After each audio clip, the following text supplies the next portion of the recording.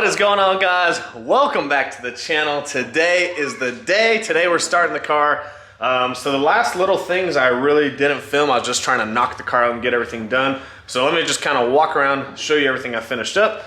You guys saw in the other videos that I got all the vacuum lines ran, boost reference, all the way up to the solenoids for the AMS 1000. Got all that stuff done. Oil feed, oil drains on, all the coolant lines are on. I started putting some distilled water in there, started tightening that stuff up. But other things that I really did that probably weren't necessary, but things I needed to get done, was clean up all the wiring on the inside so that I could start laying the carpet down, which I'll probably do another day. But I moved my parachute handle up top since I'm not going to have a center console anymore. There really wasn't a good spot to put the parachute handle, so I had to move it up top, did some riv nuts, and then had to get a longer cable so I could run it along the cage. And then, so yeah, ran the cable through there, got it all hooked up back on the parachute. Underneath, got the fan wired up for the trans, got a temp sensor coming out of the line. So essentially what I was waiting for was some new transmission lines, and they've been delayed and delayed and delayed, and they finally shipped this week, and they were supposed to be here yesterday. Of course, they didn't show up. They're supposed to be here today, and I told myself if they weren't going to be here today, when I looked at the tracking, if they got moved again, I would just use my old transmission lines, at least for initial startup and break-in. And so, of course, they're not in yet, so we're going to use the old transmission lines. I was just trying to put all new lines in the car, just have everything nice and fresh for this season. So we're going to utilize the old transmission lines today just to get the car started up, get some fluids in it, because I also have to change the rear diff gasket already. I guess I didn't have it torqued down, so that was already leaking. And with those gaskets, once you break the seal, they don't ever really seal up again. So I'll have to pull the diff out in a couple days anyways to fix that. So at the same time, I'll build those transmission lines, but I'm sick of waiting. I put some brake-in oil in the car last night. If you guys don't know, you always want to put some obviously in the filter. It's way down there. But you also want to put some in the turbo because it takes a little bit for the oil pressure to get to the turbo. You don't want to start the car with the turbo dry. So put some oil in there. Just had to do a ton of wiring and a ton of cleanup. And yeah, so essentially I'm gonna hook up the old transmission lines. The car is going to be started up on pump gas, and we're gonna break it in for a little bit on some pump gas, just little driving around, little revs, trying to seat the rings, but it is gonna be on pump gas for a couple days, and then we'll switch over to some Ignite Red and start getting some E85 in there, and then we'll start logging and doing all that good stuff. But today is really just about the first startup on the car and checking for leaks, because obviously we did all new fuel lines, all new coolant lines, literally everything is new on this car, so there's going to be expected to be some stuff, so we got to make sure everything's good to go before we actually make our maiden voyage. But without further ado, I'm going to hook up the old transmission lines, start throwing some Hughes Performance transmission fluid in there in the new Power Glide, so using Hughes fluid in the new Power Glide, and then we'll go get some pump gas, put the battery in it, and we will attempt the first startup. Not gonna lie, I'm kind of nervous. The car has been down since November, and it's taken this long just to get to this point. The car's still not even done. Obviously, after this, you know, we got to break the engine and stuff, but we got to make the dump tubes, we got to make the bumper support, obviously. A lot of little things to tidy up before we actually go racing and stuff, but the car is at a good point where we can get oil pressure, we can check for leaks, fix any leaks we have, fix any issues we have if there's electrical issues, because I literally cut a ton of plugs off that we're not using and had to rewire and extend a bunch of stuff, so there could be electrical issues. So we really need to get the car started up and start diagnosing if there is issues so we can get moving forward, so we're not wasting any more time with the car just sitting here. So let's get to work. All right, just put some transmission fluid in there, and obviously we'll check that once the car's running. Put some water in earlier. Just loaded the startup file from Lund, which deleted a bunch of stuff because we deleted the direct injection, took the NOx sensors out, because pretty much at this point, you're not really using NOx sensors. You should be checking plugs often to get readings on the plugs. So we deleted the NOx sensors as well. So loaded that file. Well, the file's in there. Once I hook up the battery, I have to actually load it onto the ECU. And got some 91 octane we're gonna throw in there. So like I said, this is just for initial startup. Probably drive it around a little bit, make sure everything's good, and then we'll drain all that out and switch to 85. But for the initial startup, you're gonna want some pump gas in there. That way the rings seat correctly. The 85 with big injectors like these ones will just wash the rings out. So we're gonna get some fuel in there, and then put the Braille battery back in the car. All right, got the battery hooked up. New tune right there.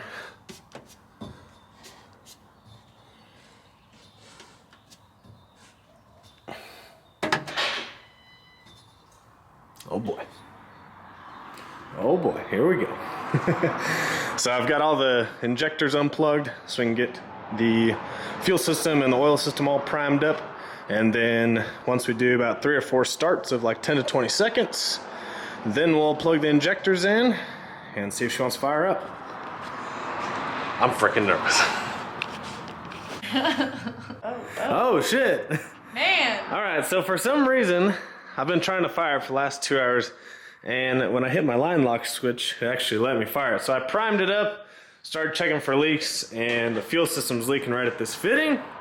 So we're gonna check that out. Hopefully the fitting's not messed up. I can just redo it because I can't get one of those today since they're PTFE. And since you guys always ask, Kennedy's right here. I'm still here, guys. Still alive. We're Still here. They thought you were replaced by Joe. I am replaced by Joe. True. All right, we're gonna see if we can fix this fitting, and then we'll see if it'll start up.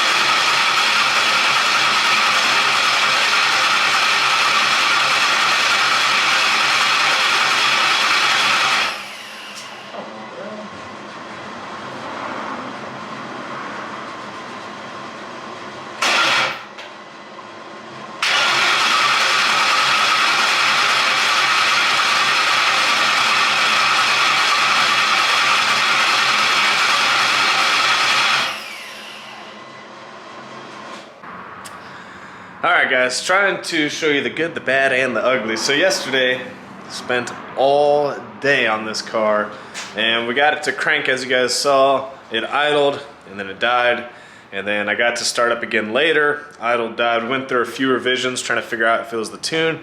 It wasn't the tune, something electrical was going on. So as you guys know, I started taking apart some of the electrical stuff, but instead of having a clutch signal, I just obviously crimped the 2 wires together. That wasn't the issue. I thought that was the issue. It just so happened to be when I hit this line lock switch yesterday, that would allow the car to start. So I guess I had tapped the line lock into something that was messing with the car starting. I don't know if it was coincidence or not, but when I would use the line lock switch, it allowed it to start. But then today, I didn't need to use the switch to start it. I actually figured out that the relay for the starter was going out, so I switched the relay over there, and now it fires up every time. The problem it's having now is actually staying idling, so now it'll fire up, it just can't idle. And the only thing that we can think of is there's a code for the injectors going on, and it's for bank 1, which is this first one on the passenger side, and that's the only harness that we extended. So I had Joe extend this harness for that injector, because when we moved the whole engine harness, this is the only injector that didn't reach. So I'm gonna redo this one. Maybe the wires got flipped or something on accident, so I'm gonna redo that one and see if the car actually idles. But literally I spent all day yesterday, couldn't figure it out. Had a fuel line leak, so I had to redo this fitting.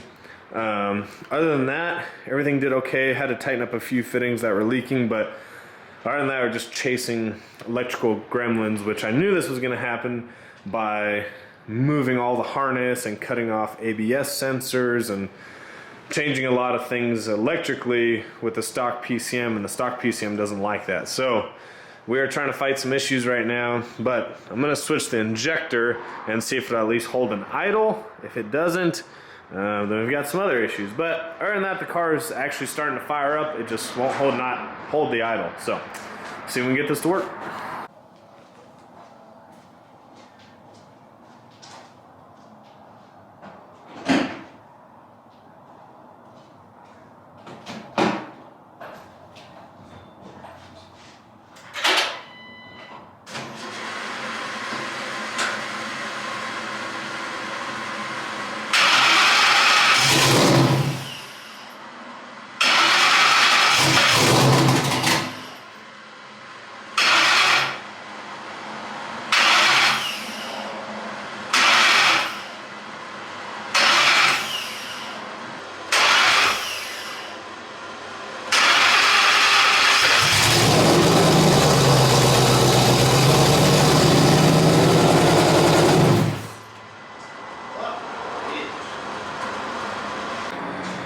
Alright, so that obviously didn't work. So now, speaking with Lund today, we're going to swap injectors, see if that injector is actually dead. I had them cleaned and flowed and tested and everything a couple months back to make sure they were good for the new setup, but the actual connector on the injector could be bad. So we're going to swap it from this side to the other side because it's throwing a code for bank 1, so we'll see if it swaps the code to bank 5 through 8, and if that's true, then we have a dead injector, which actually, I know it sounds crazy, but I would be so relieved. It sucks because I won't be able to see if the car is going to idle on its own, but at least, at least I'll know if that's part of the problem. So, let's swap injectors. Once again, this car's been kicking my ass. So, swapped injectors, swapped harnesses, hardwired the plug, nothing. So I started taking off the loom for the main harness, and what I found was that injector is where we get our signal for the for the watt box, not MSD. Don't run the MSD. For the watt box, and look at that. We soldered this, and it came out of that connection. So I'm not even gonna hook the watt box back up right now. I'm just gonna put that wire back to the green wire, put in the harness, and see if the car actually idles. Oh my gosh, that makes me so mad. This shit is frustrating.